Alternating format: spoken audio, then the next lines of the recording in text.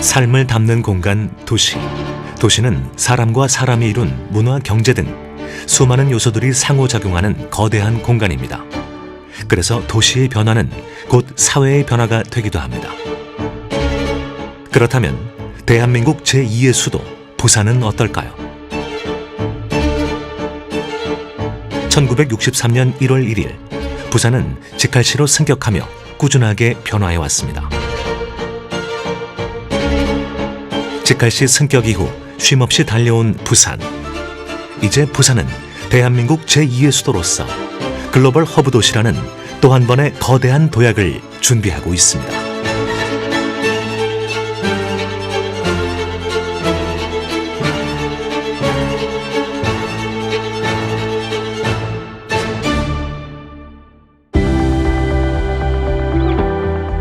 도시는 끊임없이 변화합니다.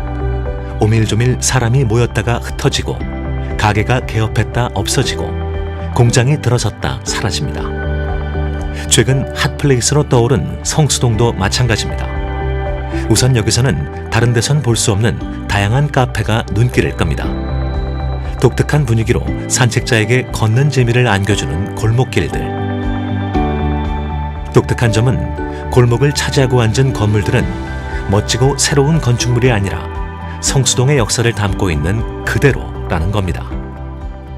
한 10년 전부터 전 살기 시작했는데요. 그 당시만 해도 공장이 되게 많았고, 그리고 낡은 집도 되게 많았어요. 근데 그런 낡은 집들이 되게 멋있는 카페거리, 문화공간으로 변화되는 걸 봤고요. 공장도 되게 멋있는 문화공간으로 변하는 걸 봤고요. 서울숲도 되게 좋아지고. 그래서 처음에는 이렇게 좋은 곳이라는 생각이 딱히 들진 않았는데, 살면서 더 좋다, 살기 좋은 곳이구나 하는 생각이 들게 되었습니다. 이것도 마찬가지입니다. 데이트 코스로도 유명세를 탄 이 카페는 1970년에 지어졌습니다. 반세기가 훌쩍 넘는 시간 동안 슈퍼, 식당, 가정집, 정미소, 공장이 차례로 거쳐갔습니다. 그리고 이제 어엿한 카페가 되었죠. 성수동엔 이런 이야기를 품은 가게가 많습니다. 어떻게 가능할 수 있었을까요? 정답은 도시재생에 있습니다. 도시재생은 인구 감소, 산업구조 변화, 무분별한 도시 확장, 주거환경 노후화 등으로 쇠퇴하는 도시를 경제적, 사회적, 물리적, 환경적으로 다시 활성화시키는 것입니다. 성수동도 그 대열에 합류했습니다. 도시재생 방향은 성수동이 가지고 있는 고유한 지역 자산과 공동체를 유지하면서 물리적, 사회적, 문화적인 측면을 개선하는 데 사업을 추진하게 되었습니다. 단순히 물리적인 도시 개발 문제뿐만 아니라 생활 인구들의 다양한 의견을 수렴해서 1터, 3터, 쉼터, 그리고 공동체가 개선되는 사업으로 추진하게 되었습니다. 한강과 중랑천이 만나는 지점에 위치한 성수동은 IMF 이전에도 주목받던 동네였습니다. 특히 산업 부흥기에 공업지대로 각광받았습니다. 사람과 산업이 모여들었던 성수동은 호황을 누렸습니다. 하지만 IMF 이후 산업이 쇠퇴하면서 동네는 점점 활기를 잃더니 슬럼화되어 갔습니다. 이 문제를 해결하기 위해 도시재생을 결정한 지자체는 3가지 기준을 내세웠습니다. 급격한 임대료 인상을 막기 위해 젠트리피케이션 방지 조례를 제정했고, 대기업과 프랜차이즈 업체 입점을 제한해 특색 있는 상점이 들어서도록 만들었습니다. 그리고 붉은 벽돌 건축물은 철거하지 않기로 했습니다. 그 지역이 약 70%가 붉은 벽돌 건물 지역이었습니다. 그 점을 착안을 해서 붉은 벽돌 보전 및 지원에 관한 조례를 제정을 했고요. 그 조례를 근거로 해서 용적률 상향과 건축하는 데 드는 건축비의 비용을 일부 지원하게 됐습니다.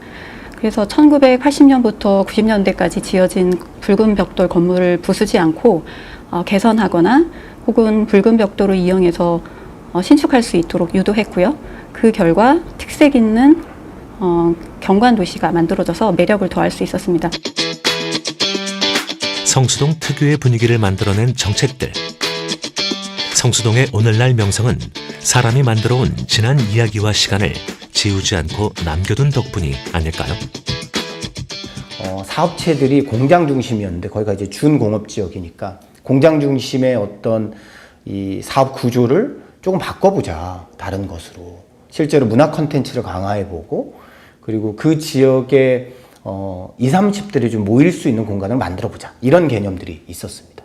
그리고 마지막으로 그 해당 지역의 공동체가 주인이 돼서 공동체 중심의 도시재생을 해보자 이런 약간 큰 비전이 있었어요. 1터 재생, 3터의 재생, 쉼터의 재생, 공동체 재생을 목표로 시작한 성수동 재개발은 성공적이라는 평가를 받고 있습니다. 성수동의 명성은 외국인들에게도 입소문이 자자할 정도로 높습니다. 올해 2월 달에 한 카드사에서 외국인 관광의 소비 트렌드 조사를 발표한 적이 있었거든요. 거기에서 보면 코로나19를 기준으로 해가지고 약 985%가 매출 증가가 있었다고 합니다. 그래서 많은 외국인들이 지금 찾아오고 계시고요. 그리고 기본적으로 내국인 관광객으로, 내방객으로 치자면 성수 지역이 팝업의 성지라고 할 수 있습니다. 한 달에 한 40개 내지 50개 정도가 팝업이 진행되고 있는데 그 팝업이 체험형 소비를 할 수 있는 곳이다 보니까 특별한 체험과 소비에 적극적인 MZ세대한테 굉장히 인기 있는 곳이 됐습니다. 실제로 30대와 20대가 가장 많이 방문하는 걸로 나타났고요. 강남의 핫플레이스와 비교했을 때 유동인구만 5배가 넘는 동네. 도시재생으로 모습을 바꾼 성수동의 현재 별명은 한국의 브루클린입니다. 제조업의 몰락으로 쇠락했던 브루클린에 젊은 예술가들이 모였듯이 전통산업의 쇠퇴로 낙후됐던 성수동이 도시재생을 통해 소셜 벤처기업, 젊은 예술가, 개성 넘치는 신세대들이 모여 활기를 만들고 있기 때문입니다.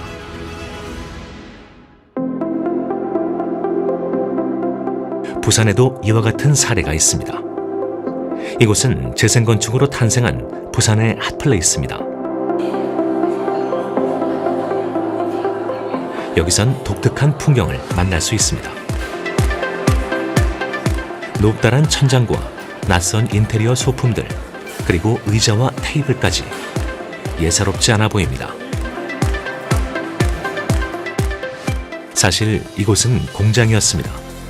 부산의 한 기업이 더 이상 가동하지 않는 공장을 리모델링해 조성한 복합문화 공간입니다. 이곳 애플63은 고려제강의 첫 번째 공장입니다. 고려제강이 부지를 매입해서 1963년도에 이 공장을 완성을 했습니다. 기업이 계속 성장을 하면서 2008년도에 더 이상 공장을 운영할 수가 없어서 저희가 이전을 결정을 하고 공장을 이제 창고로 사용하고 있었습니다. 2016년도에 부산에서 비엔날레가 개최되는데 저희에게 제안을 합니다. 이곳에서 비엔날레를 하면 좋겠다.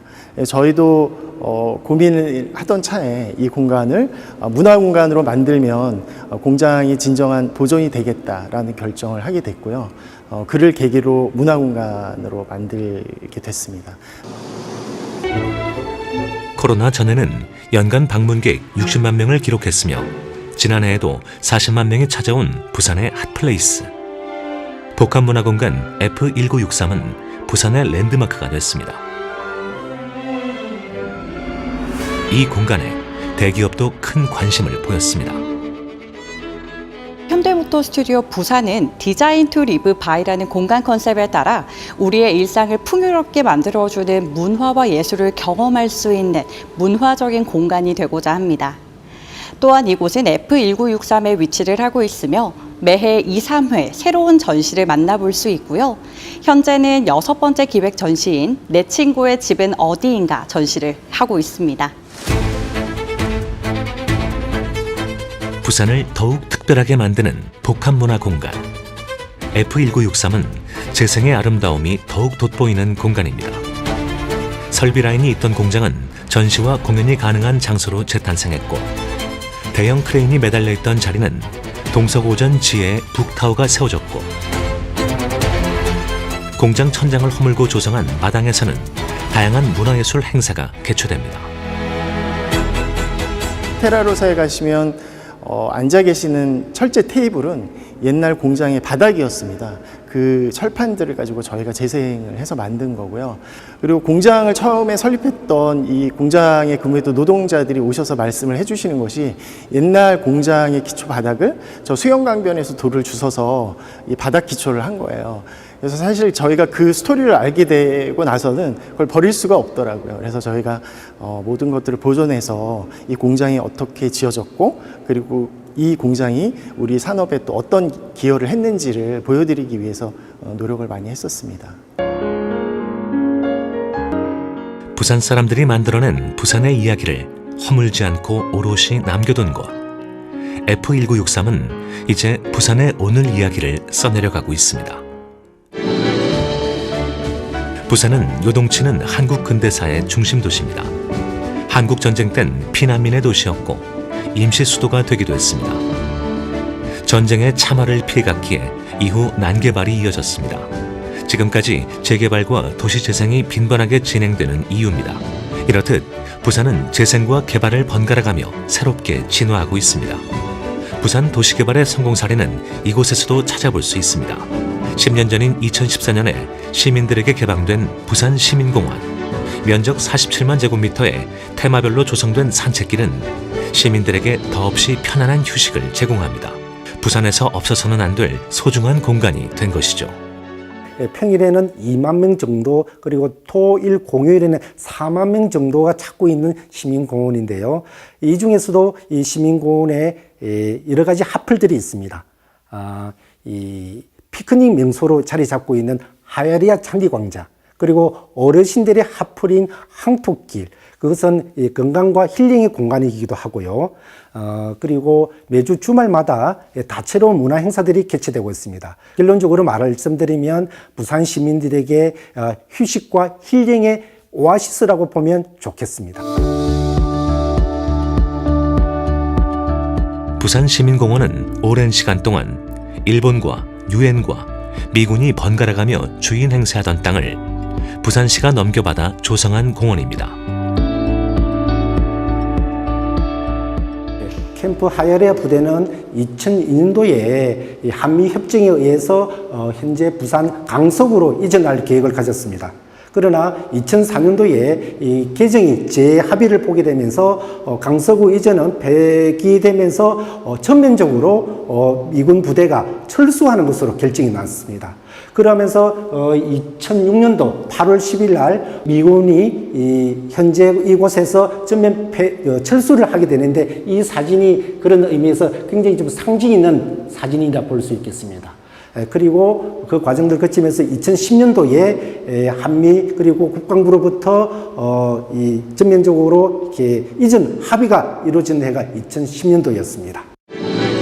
부산시와 시민들은 1995년부터 시민단체를 중심으로 미군기지 반환 운동을 벌였고 마침내 2006년 반환이 결정되었습니다.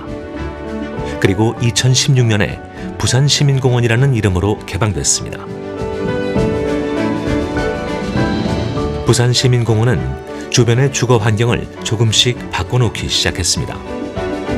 대규모 공원이 들어서면서 찾는 사람들이 늘어났고 낙후 지역이 함께 개발되면서 부산시민공원 일대 풍경은 사람이 더 살기 좋도록 새롭게 탄생했습니다.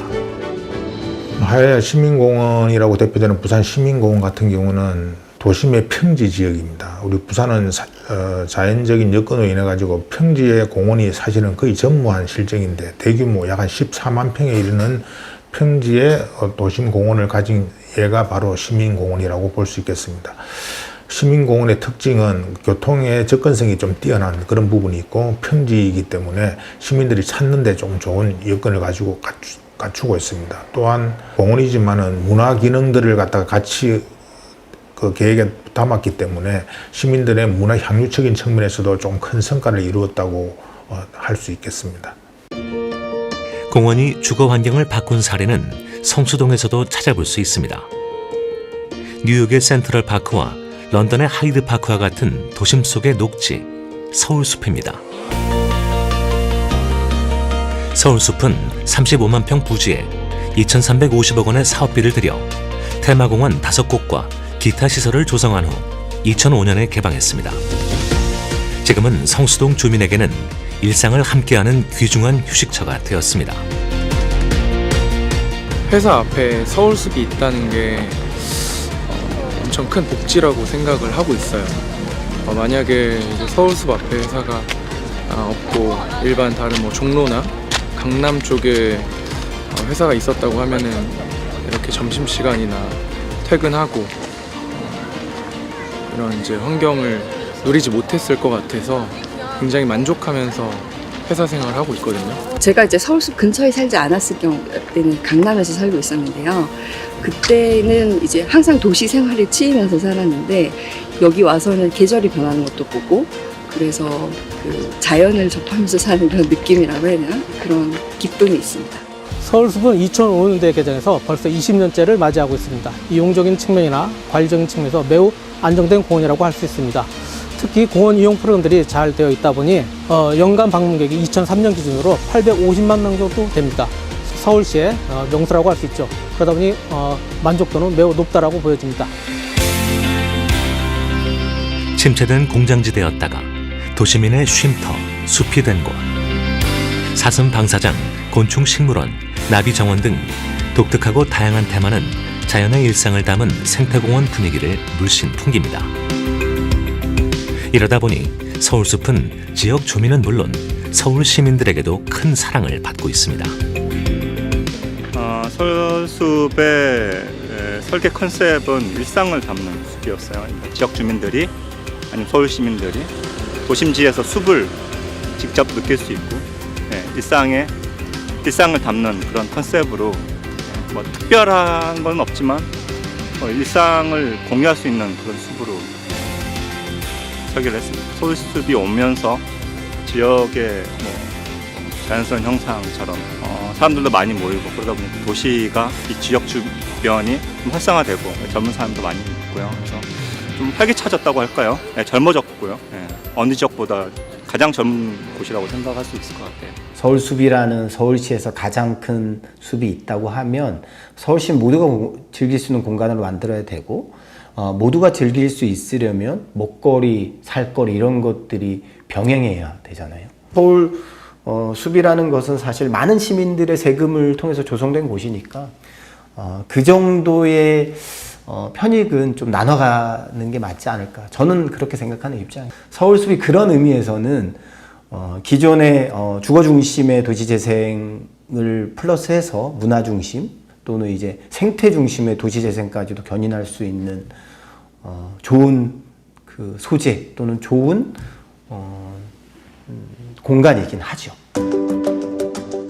주거와 문화를 동시에 바꿔가고 있는 서울숲. 실제로 서울숲이 들어서면서 주변 풍경도 서서히 바뀌어 나갑니다. 고층 아파트들이 들어서기 시작한 거죠. 서울숲에 더불어 주거지까지 새롭게 조성되자 성수동은 수도권의 중심지로 부각되기 시작했습니다. 도시는 이렇게 진화를 거듭하며 새로운 옷을 입습니다.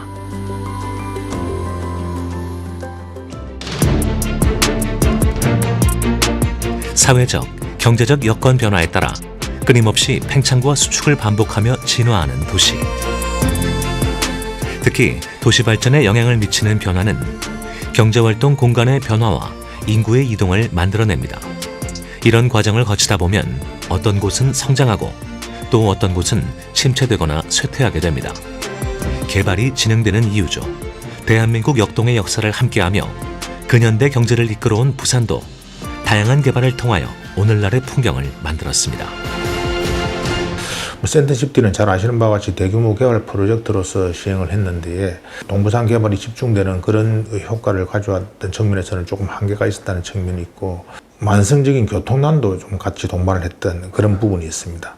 그럼에도 불구하고 센텀시티가 성공적인 요인으로 부각되는 것은 외국에서 일어나고 있는 싱가포르 마리나베이 샌즈라든지 그리고 프랑스의 라데팡스 같은 그런 선진 개발 기법을 갖다가 조금 적극적으로 도입을 한 모든 사례로서는 성공 사례로 볼 수 있다고 보겠습니다.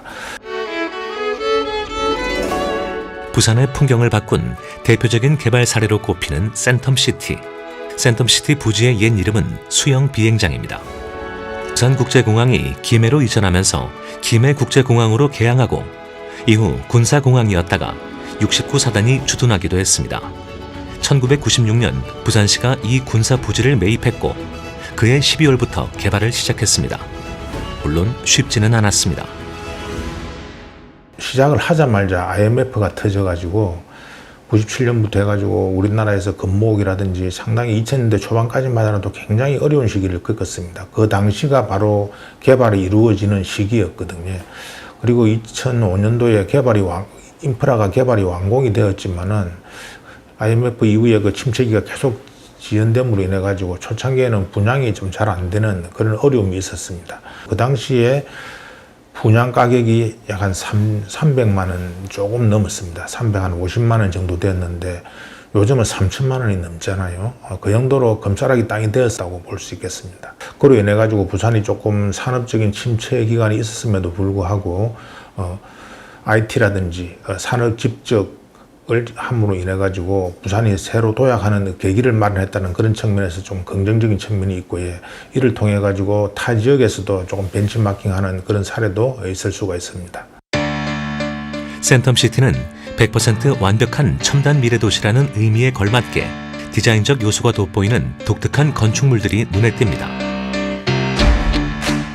백스코, 부산시립미술관, 영화의 전당, KNN, 부산영상위원회, 영화진흥위원회 등 2,000개가 넘는 지식기반 산업체들이 입주하며 지방 테크노폴리스의 성공적인 사례로도 꼽히고 있습니다.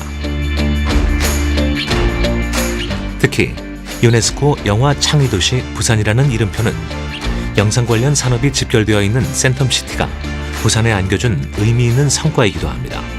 센텀시티는 부산의 새로운 상권으로 부상한 지역입니다. 기네스북에 등재된 세계 최대 규모의 백화점도 위치하고 있습니다. 주거지구와 상업지구, 기업단지가 공존하는 센텀시티의 개발은 부산의 이미지를 신산업에 발맞추는 도시, 세련된 첨단 도시로 바꿔놓았습니다. 센텀시티 인근에 위치한 마린시티는 상업지구로 개발됐습니다. 마린시티는 바다를 매립해서 만든 땅입니다. 하지만 매립 이후 10년이 넘도록 방치되어 있었습니다. 88 서울 올림픽을 하면서 유일하게 서울에서 개최하지만은 요트 대회는 부산에서 개최를 하게 되었습니다. 그러다 보니까 요트 경기장을 만들기 위해 가지고 수영만 매립지, 요즘 말하는 마린시티를 이제 개발을 다 매립을 해가지고 개발을 하게 된 동기가 있습니다. 올림픽을 개최하고도 한 20년 가까이를 개발이 없이 나대지로 있었던 그런 어려운 상황이었습니다. 그 이후에부터는 본격적으로 개발이 이루어져 가지고 아이파크라든지 두산 이버드 제니스 같은 초고층 아파트들이 지금 다 들어가 있고, 마지막으로도 지금 재개발도 이루어지고 있는 그런 상황이 있습니다. 해운대 해변로를 따라 조성된 마린시티에는 1995년 선프라자를 시작으로 곳곳에 건물이 들어서기 시작했습니다. 2000년대 초반부터는 고급 주상복합 아파트와 주거용 오피스텔이 건설되면서 수영만 매립지는 부산의 골칫거리에서 고급 주거지로 바뀌게 됩니다. 부산을 상징하는 지금의 마린시티와 센텀시티 스카이라인은 2000년에 시작해서 약 10년 뒤인 2011년 이후에야 완성된 것입니다. 네, 두 개 지역의 특성을 보시게 되게 되면 바로 해안변에 개발이 이루어졌다는 특성입니다. 마린시티 같은 경우는 개발 규모가 거의 300m에 가까울 정도로 80층, 최소 50층을 넘는 초고층으로 이루어지다 보니까 전국에서도 부산만큼 심하게 초고층이 들어간 예가 잘 없습니다. 그러다 보니까 시민들 입장에서는 조금 도시 스카이라인을 확 바꾸었다는 어떤 그런 외관적인 측면에서는 조금 긍정적인 측면도 있기는 있습니다만은 소득 격차에 따른 어떤 양극화도 좀 초래하는 그런 대표적인 사례가 아니었나 하는 생각을 가지고 있습니다. 그럼에도 불구하고 좀 사회 문화적인 측면, 우리 부산이 가지고 있는 국제도시로서의 이미지를 제고하는 측면에 있어서는 센텀시티나 마린시티 같은 경우는 부산을 대표하는 부로서 조금 인식이 많이 되어 있는 그런 측면에서는 좀 긍정적인 측면도 크다고 하겠습니다. 우리 부산이 개발이 이루어지고 난 다음에서는 오히려 또 다른 도시에서 우리 부산을 또 벤치마킹하는 그런 경우도 있었습니다. 대표적인 것이 인천의 경제자유구역의 하나인 청라국제도시와 함께 동탄 신도시 같은 경우도 부산시를 많이 벤치마킹했던 사례가 되겠습니다. 이제 부산은 또 다른 목표를 향해 나아가고 있습니다. 바로 글로벌 허브 도시입니다. 부산시는 지난 1월 국회에서 글로벌 허브 도시 조성 특별법을 발의했습니다. 새로운 도약의 선언이었습니다. 글로벌 허브 도시 특별법의 가장 근본적인 취지는 현재 부산이 직면하고 있는 만연화된 인구 감소 시대에서 지역의 활력을 제고하기 위한 것입니다. 결국 가장 궁극적인 수혜는 부산 시민들께서 혜택을 받으실 거고요. 다양한 경제적인 기회를 창출하고 미래 먹거리를 발굴하고 또 선진 도시 여건을 만들어냄으로써 현재의 부산 시민들뿐만 아니라 앞으로 부산 시민이 되실 분들까지 자랑스럽게 프라이드를 느낄 수 있는 부산이라는 도시를 만드는데 크게 기여할 수 있을 것이라 생각합니다. 글로벌 허브 도시가 되면 사람, 기업, 돈이 자유롭게 움직이는 도시, 즉 국제 자유 비즈니스 도시로 성장하게 됩니다. 부산은 세계 2위의 환적항을 보유하고 있습니다. 여기에 2029년 가덕도 신공항이 개항하게 되면 물류 여객의 복합 쿼트로 포트가 구축됩니다. 항공, 항만, 철도, 도로까지 모두 연결되기 때문입니다. 물류 산업의 중심지가 되면 자연히 기업도 사람도 모여듭니다. 글로벌 허브 도시 특례가 적용된다는 것은 싱가포르나 두바이, 홍콩이라든지 글로벌 허브 도시가 가지고 있는 여러 가지 기업 환경을 좋게 만드는 것입니다. 여러 가지 다양한 제도를 좀 보완해서 말 그대로 글로벌 인재들이, 글로벌 기업들이 부산에서 자유롭게 기업과 사람들이 활동할 수 있는 그런 환경을 조성하는 것이 특례법이라고 하겠습니다. 글로벌 혁신 거점을 만들어서 싱가포르와 두바이와 같이 글로벌 허브 도시로 발전시키는 전략이 필요한 시점입니다. 싱가포르는 부산이 글로벌 허브 도시의 모범 사례로 꼽고 있는 도시입니다. 싱가포르의 항만과 공항을 연계한 물류 산업은 금융 산업으로 이어졌습니다. 싱가포르 같은 경우에는 세계 현재 선박용 벙커링의 중심지입니다. 선박용 연료의 중심지를 바탕으로 해서 금융 산업이 발전하였고, 현재 그래서 그 같은 이유 때문에 세계 금융 평가 금융센터 지수에서 3위를 차지하고 있습니다. 또 이를 바탕으로 해서 금융 산업이 발전하니까 아시아 최고의 자산 허브, 보험 허브로 발전하였습니다. 싱가포르는 선박으로 실어온 의약품 원자재를 의약품으로 제작, 생산해 항공기로 해외에 보냅니다. 전 세계 의약품의 40%를 싱가포르가 공급하는 거죠. 물류와 금융이 이어지며 바이오 산업이 크게 성장한 결과입니다. 글로벌 허브 도시로 성장한 싱가포르는 외국 기업 접근과 정주 환경이 우수하다는 평가입니다. 전 세계의 인재, 기업, 자본이 싱가포르에 집중되는 이유입니다. 동남아시아의 거점이 싱가포르라면 중동의 글로벌 허브 도시는 두바이입니다. 두바이는 아랍에미리트를 구성하는 7개의 토호국 중 두 번째로 큰 나라입니다. 두바이는 세계적 기업을 유치하기 위하여 북아프리카와 서아시아까지 커버하는 대규모 글로벌 허브 도시 조성에 심혈을 기울이고 있습니다. 석유가 이제 앞으로 한 2030년 이후에는 고갈되는 것을 전망해서 석유 이외의 다양한 산업을 통해서 국가 성장을 위한 전략을 취했고, 그 중에 하나가 물류부터 시작해서 여러 가지 산업까지 공항, 자유무역지역, 글로벌 기업 모든 분야에 대해서 심지어 교육까지 전 세계에 내놓으라는 그런 대학들은 두바이에 분교가 다 있을 정도로 여러 가지 규제를 완화하고, 아마 2020년 전까지는 법인세조차도 없는 나라였습니다. 모든 기업들이 두바이에 와서 기업을 편하게 할 수 있도록 자유롭게 보장하는 그런 제도를 통해서 두바이, 싱가포르와 같은 글로벌 허브 도시를 꿈꾸는 부산. 그렇다면 우리 부산은 어떤 잠재력을 가지고 있는 도시일까요? 부산은 물류 산업에서 이미 세계적 명성을 가진 항만을 보유하고 있는 도시입니다. 또 세계 주요 도시의 금융 경쟁력을 측정하는 국제금융센터 지수 평가에서 121개국 중 27위에 올랐습니다. 부산은 대한민국의 금융 중심지로 지정돼 있고 블록체인 특구로 지정돼 있기 때문에 앞으로 미래 성장 가능성이 높은 블록체인이라든지 핀테크 산업에 유리한 그런 입지를 가지고 있습니다. 디지털 첨단 산업도시가 되겠습니다. 제2 센텀시티가 지금 준비 중에 있고, 부산 지역의 미래 먹거리인 2차 전지, 양자 산업, 그리고 미래 모빌리티 산업이 육성된다면 새로운 신산업을 통해서 부산이 발전할 수 있는 잠재력을 가지고 있다고 볼 수 있겠습니다. 글로벌 허브 도시로 성장할 잠재력을 가지고 있는 부산. 첨단 산업, 물류, 금융 등 산업적 기반은 충분히 갖추고 있지만 해외 기업을 유치하고 해외 인재를 불러들이기 위한 정주 환경은 아직 부족한 상황입니다. 부산이 글로벌 허브 도시 조성을 위하여 특별히 집중하고 있는 부분입니다. 글로벌 허브 도시가 되기 위해서는 물류 거점뿐만 아니라 금융 거점, 그다음에 신산업의 거점이 돼야 되는데 그런 거점의 중심지에는 결국 사람이, 글로벌 인재들이 편하게 부산에 와서 생활할 수 있는 환경을 만들어줘야 됩니다. 글로벌 인재들이 식구들을 데리고 부산에 왔을 때 그 아이들이 다닐 수 있는 글로벌 학교가 없다면은 그런 글로벌 인재들이 부산을 선택하지 않을 것입니다. 글로벌 인재들이 부산에 많아야지만 글로벌 기업들이 부산에 투자하는 선순환 생태계가 이루어지기 때문에 글로벌 인재를 위한 교육 환경이라든지 또 글로벌 인재들이 가족들이 정주할 수 있는 생활 환경, 문화 환경, 그리고 건강과 관련되는 의료 환경까지 충분히 만들어져야지만 글로벌 인재들이 부산에 가고 싶어 하고 그런 인재들을 지원하기 위한 글로벌 기업들이 더 부산에 찾아오는 선순환 상태가 되겠습니다. 이런 이유로 현재 개발을 진행하고 있는 북항이 주목받고 있습니다. 북항 재개발 사업은 노후화된 항만 지역을 인근 도시 기능과 연계하여 지역의 새로운 성장 거점으로 바꾸고 경제 활성화의 동력으로 삼고자 하는 사업입니다.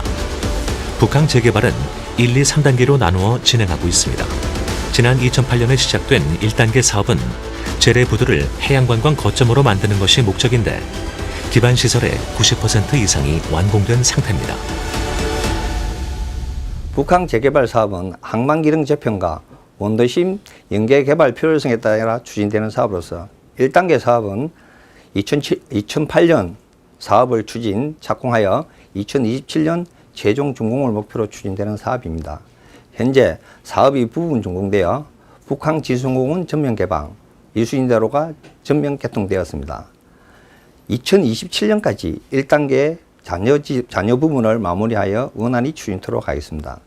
북항 2단계 추진 사업은 현재 적극적인 추진을 위하여 중앙부처와 관계기관 등과 협의 등 행정 절차를 추진하고 있는 단계입니다. 2단계 사업은 원도심 등을 국제 비즈니스와 상업, 금융 중심지로 조성하는 것이 목적입니다. 지난 2020년에 시작된 2단계 개발은 오는 2030년까지 추진될 예정입니다. 자성대 부두와 인근 원도심, 부산전역 컨테이너 야적장 등을 재개발하는 방식으로 추진하고 있습니다. 부산의 가장 큰 특징이 가용 토지가 좀 부족한 그런 측면이 있습니다. 근데 북항이 개항 이후에 그 140여 년이 지나는 동안에 시민들이 접근을 할 수 없는 그런 지역이었는데 이제 신항으로 옮겨가면서 단계별로 지금 개발이 이루어지고 있습니다. 가용지가 작은 부산의 특성상 부산이 제2의 도시로서 성장할 수 있는 마지막 기회가 글로벌 허브 도시, 그 핵심이 가덕도 신공항과 바로 북항 재개발이라고 대표할 수 있을 겁니다. 근데 우리 북항 개발은 왜 그러냐 하게 되게 되면 바로 5개 지역의 원도심, 구시가지의 중심 지역이 바로 북항 지역입니다. 북항 개발로 인해 가지고 그 배후 지역의 노후 주거지를 획기적으로 바꿀 수 있는 그런 축개발 중심으로 개발이 지금 계획이 되어 있고 추진을 하고 있습니다. 사실 쉽지 않은 과제입니다만은 부산의 남북군의 중심 기능 그리고 지역 불균형을 해소하기 위해서는 꼭 성공을 해야 되는 그런 중요한 사업이라고 생각됩니다. 정부는 지난해 11월 북항 내 친수공원을 전면 개방했고 12월에는 부산 북항 마리나를 개장했습니다. 향후 오페라 하우스 건립, 트램 건설 등을 계획하고 있습니다. 서서히 드러나는 북항의 풍경. 북항은 세계적인 항구 도시 시드니와 닮아 있습니다. 호주의 시드니는 이탈리아 나폴리, 브라질 리우데자네이루와 함께 세계 3대 아름다운 항구로 알려져 있습니다. 호주의 해양 도시인 시드니가 오랫동안 세계 3대 미항에 이름을 올리고 있는 이유는 품격과 격조를 갖춘 오페라 하우스 덕분이기도 합니다. 사실 오페라 하우스는 시드니 하면 모두 가장 먼저 떠올릴 정도로 랜드마크 이상의 역할을 하고 있습니다.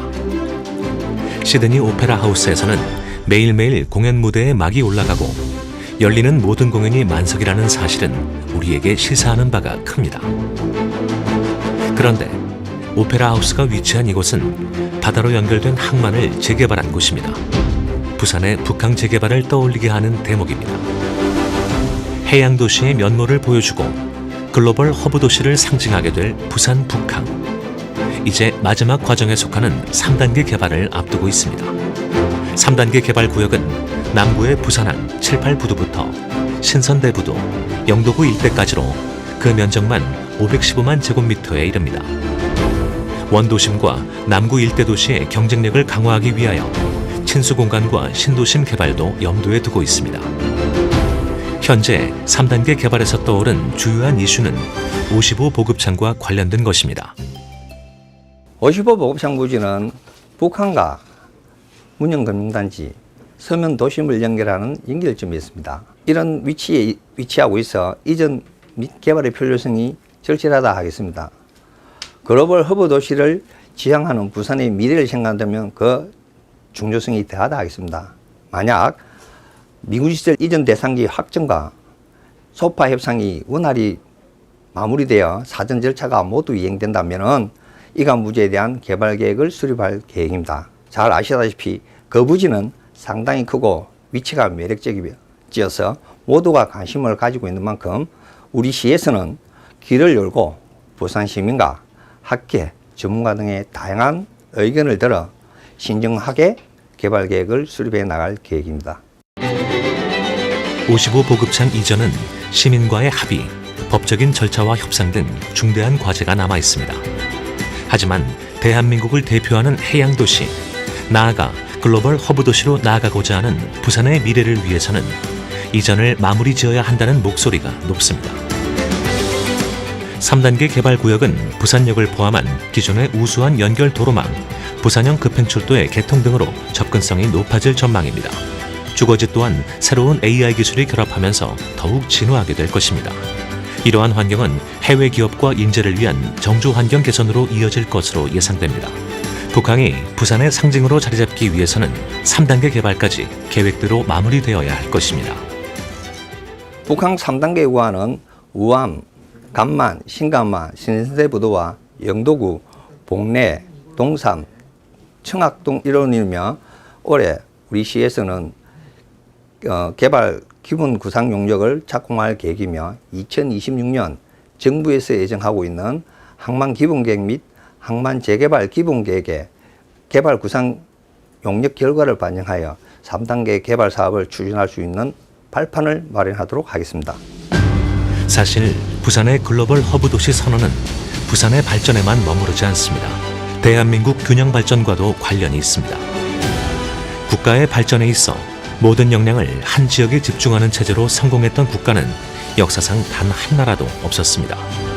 수도권에 대응할 만한 비교 우위를 가지고 있으며 그 특성을 잘 살릴 수 있는 경쟁력 있는 또 하나의 도시가 필요하다는 의미입니다. 현재 지금 동북아시아에는 5대 경제권이 형성되어 있습니다. 중국에는 북경 경제권과 상하이권, 그리고 일본에는 도쿄 경제권과 오사카권, 그리고 대한민국에는 오로지 수도권만 살아있습니다. 지금 동북아 지역에서 중국의 2개 경제권, 일본의 2개 경제권이 있기 때문에 글로벌 허브 도시를 통해서 부산을 포함한 동남권이 새로운 오사카 경제권의 규모의 그런 경제권을 형성하게 된다면은 중국의 2개, 일본의 2개, 그리고 대한민국의 수도권과 남부권, 동남권을 경제권이 형성돼서 중국과 일본을 경쟁할 수 있는 새로운 경제권의 형성이 지금 가장 필요하기 때문에 요 글로벌 허브 도시를 통해서 국가 발전이 더 앞으로 크게 되지 않을까 싶은 생각입니다. 도시는 지역민에게는 긍지와 행복을 안겨주는 공간, 관광객에게는 설렘과 감동을 선사하는 공간입니다. 또 사람과 산업의 역사가 공존하는 공간이기도 합니다. 대한민국 제2의 수도에 걸맞은 도시, 나아가 대한민국을 넘어 세계 도시를 꿈꾸는 부산. 부산은 지금 글로벌 허브 도시로 나아가며 또 한 번의 거대한 도약을 꿈꾸고 있습니다.